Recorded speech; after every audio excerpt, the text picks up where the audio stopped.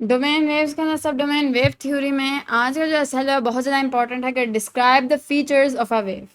Wave front बताना है, wavelength बतानी है, फ्रीक्वेंसी बतानी है, time period, crest, trough, compression, rarefaction, amplitude और वेव स्पीड। सबको एक एक करके डिस्कस करते हैं। थोड़ी कुछ नई टर्म्स हैं, कुछ पुरानी हैं जो हम लोग पहले ही पढ़ के आए हैं। सबको एक एक करके डिस्कस करते हैं। तो वेव फ्रंट हमारी पहली टर्म है वेव फ्रंट। इस टर्म को समझने के लिए सबसे पहले हमें एक और टर्म समझनी पड़ेगी, phase. What is a phase in terms of a wave. ठीक है, अब ये आप लोगों के पास एक वेव है ना, तो सेम फेज के अंदर कौन कौन से पार्टिकल्स होंगे जो सेम तरह मूव करें। जब ये वाला पार्टिकल ऊपर आएगा तो ये वाला ही पार्टिकल ऊपर आएगा और ये वाला भी ऊपर आएगा। जब ये वाला नीचे जाएगा तो ये वाला भी नीचे जाएगा और ये वाला भी नीचे जाएगा। बिल्कुल इसी तरह ऐसे कोई आप लोगों की प्रैक्टिस हो रही होती है इन योर स्कूल, कोई डांस प्रैक्टिस वगैरह, तो एक बच्चा नीचे जाता है और दूसरा वाला ऊपर जाता है। ठीक है, एक नीचे बैठा होता है, एक खड़ा हो जाता है, तीसरा नीचे बैठा होता है एंड चौथा खड़ा हो जाता है। और जब ये दूसरे और चौथे नीचे बैठेंगे तो ये दोनों खड़े हो जाएंगे। वेव भी बिल्कुल इसी तरह काम करेगी। ये वाले पार्टिकल जब नीचे आएंगे तो ये वाले ऊपर आ जाएंगे। तो जो पार्टिकल एक साथ नीचे और ऊपर जाएंगे वो सेम आप लोगों के पास फेज के अंदर है। जिस तरह यहाँ वाले पार्टिकल्स हैं, जिस तरह यहाँ वाले पार्टिकल्स हैं, ये भी सेम फेज के अंदर है। तो फेज तो हम लोगों ने पढ़ लिया कि सेम फेज के अंदर कौन कौन से पार्टिकल्स होंगे। अब वेव फ्रंट क्या, आप एक फेज में मूव करने वाले सारे पार्टिकल्स को ज्वाइन कर दो। मैं बताती हूँ किस तरह। अभी जो मैंने आप लोगों को सेम फेज बताया वो एक्चुअली सेम फेज था नहीं। सेम फेज मैं समझाती हूँ। अगर हम लोग एक 3D वेव के अंदर चले जाएं, ये मैंने एक 3D वेव बनाई है जो एक्चुअली आप लोगों को फेमिलियर होगी। ये आप लोगों के पास वाटर के ऊपर इस तरह की वेव्स बनती हैं। मैंने अभी भी जस्ट एक इलस्ट्रेशन की थी इस तरह करके सेम फेजेस की। इस तरह नहीं होते सेम फेज, ये यूं जाते हैं 3D के अंदर। इस तरह अगर मैं यहाँ बात करूँ तो this is a wave front. किसी और कलर से बनाते हैं। This is a wave front. यहाँ पे अब हो क्या रहा है, ढेर सारी वेव्स, एक यहाँ एक यहाँ एक यहाँ एक यहाँ, यूं यूं यूं यूं करके सारी वेव्स आगे पीछे मूव कर रही हैं। अब एक वेव मैं इस तरह दिखा रही थी और मैंने इस वाले पार्टिकल और इस वाले पार्टिकल को 2D के अंदर एक फेज के अंदर कहा था, जबकि यूं नहीं। ये सारे एक फेज के अंदर हैं, ये सारे एक फेज के अंदर हैं, ये सारे एक फेज के अंदर हैं।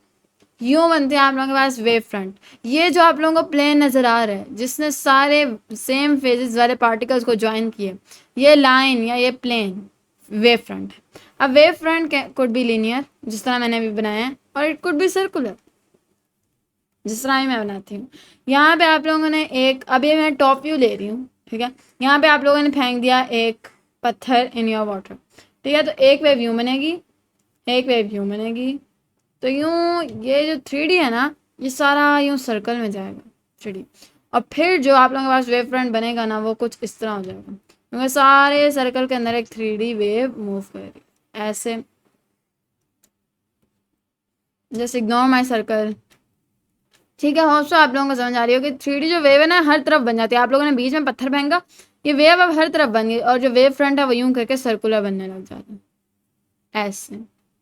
मैंने अपने लीनियर वेव फ्रंट को बिल्कुल वैसे रहने दिया क्योंकि वो ख़राब हो रहा था। मैंने सर्कुलर वेव फ्रंट आप लोगों को एक इमेज के थ्रू दिखा दिया बिकॉज इसको बनाना थोड़ा सा मुश्किल हो रहा था। अब आप लोग इसे वाटर मानो और इसकी वेव्स कुछ इस तरह मूव कर रही हैं, ठीक है। एक और कलर मैं यूज़ करती हूँ क्योंकि इस कलर से ये सही तरह नज़र नहीं आ रहा। तो इसकी वेव कुछ इस तरह मूव करती है, ये वाटर वेव्स है। अब एक वेव के साथ यहीं पे एक और वेव भी है क्योंकि पार्टिकल्स बहुत करीब करीब हैं।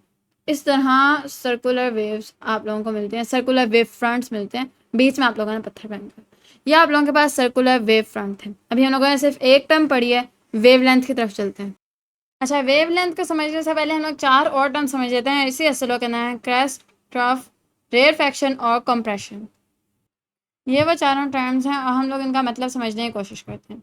देखिए हमारे पास दो टाइप की वेव्स होती हैं, हम लोग आगे भी पढ़ेंगे। वन इज़ ट्रांसवर्स जो इस तरह दिखती है, एंड वन इज़ लॉन्गिट्यूडनल जो इस तरह दिखती है, जिसमें कुछ पार्टिकल्स करीब होते हैं एंड देन अगले पार्टिकल्स दूर दूर होते हैं। या आप लोग एक स्प्रिंग के फॉर्म में भी शो करा सकते हो,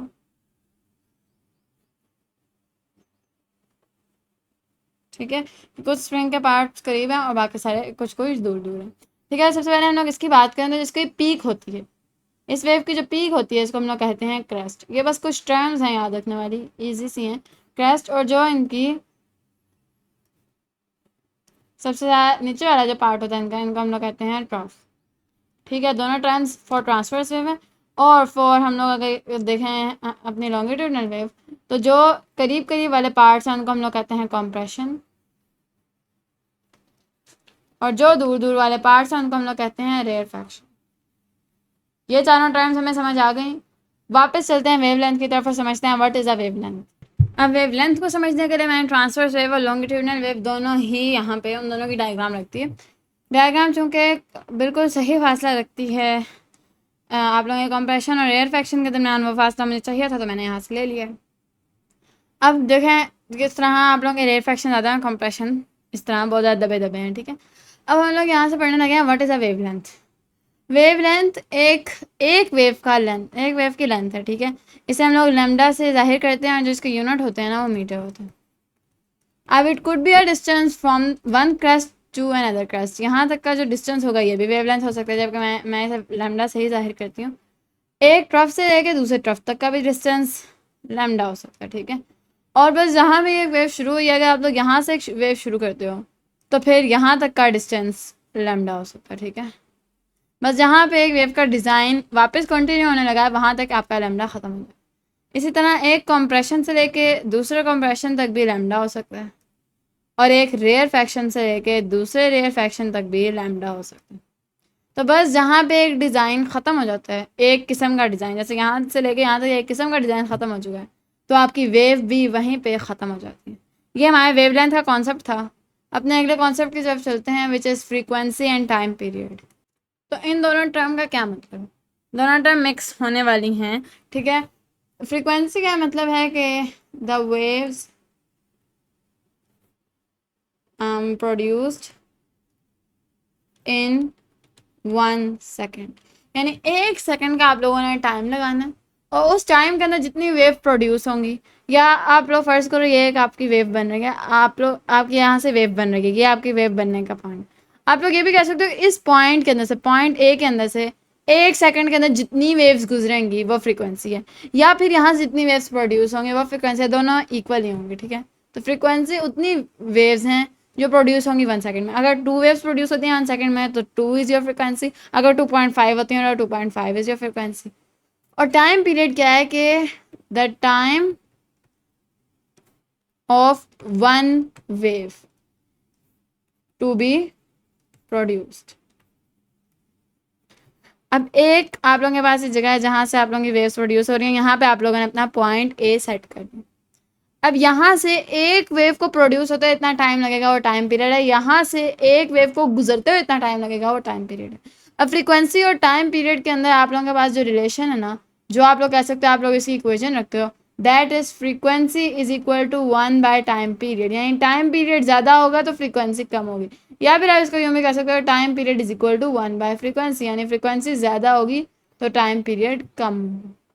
इसको आप लोग कॉमन सेंस के साथ भी कर सकते हो कि अगर 1 सेकंड में प्रोड्यूस होने वाली वेव ज़्यादा हैं तो एक वेव को प्रोड्यूस होते हुए कम टाइम लगेगा। ठीक है, अगर 1 सेकंड में प्रोड्यूस होने वाली वेव ज़्यादा हैं तो एक वेव को प्रोड्यूस होते हुए कम टाइम लगेगा।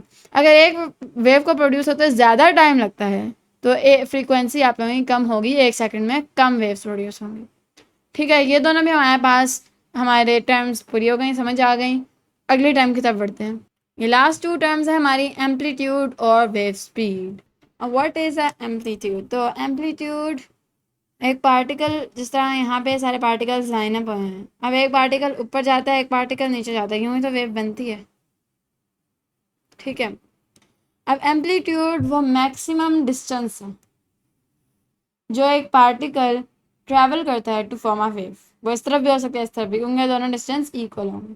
तो amplitude is the maximum distance traveled by a particle on either side of its mean position। इसी तरह एम्पलीट्यूड लॉन्गिट्यूडनल वेव में भी हो सकती है कि पार्टिकल कितना मैक्सिमम डिस्टेंस ट्रैवल करते हैं to form a wave. Longitudinal में इस तरह डिस्टेंस ट्रैवल कर रहा होता है, इसमें इस तरह, यानी वाइब्रेशन। वाइब्रेशन इस तरह होती है कि एक पार्टिकल ने जितना डिस्टेंस ऊपर ट्रैवल किया होता है उतना ही नीचे ट्रैवल करता है, फिर आहिस्ता आहिस्ता वाइब्रेशन कम हो के पार्टिकल इसी जगह पे वापस आ जाते हैं। वेव स्पीड की बात करें तो ये वो स्पीड है जिससे वेव ट्रैवल कर रही है। Speed is equal to distance by time. जितने स्पीड से वेव ट्रैवल करेगी वो वेव स्पीड होगी, और इसका भी यूनिट आप लोगों को मीटर पर सेकंड पे ही मिलेगा। ठीक है, ये वो सारी टर्म्स थी जो आज का एसएलओ हमसे कह रहा था कि हमें आनी चाहिए, और ये सारी टर्म्स हमने सीख ली। ठीक है, ये वाला एसएलओ आखिरकार पूरा हो गया। मिलते हैं अगले एसएलओ में, तब तक के लिए अल्लाह हाफिज़। अच्छा, और यही बात आप लोगों को मैं बता दूं कि हम लोगों ने इस एसएलओ के साथ ये वाला एसएलओ कवर कर लिया। अगले एसएलओ में हमसे कहा था कि define the terms frequency, wavelength and amplitude. वो वाला भी हम लोगों ने एसएलओ कर लिया, ये वाला भी कर लिया, यानी इस वीडियो के अंदर ये दोनों एसएलओ कवर हो गए। अब इससे अगला एसएलओ अगली वीडियो में इंशाल्लाह।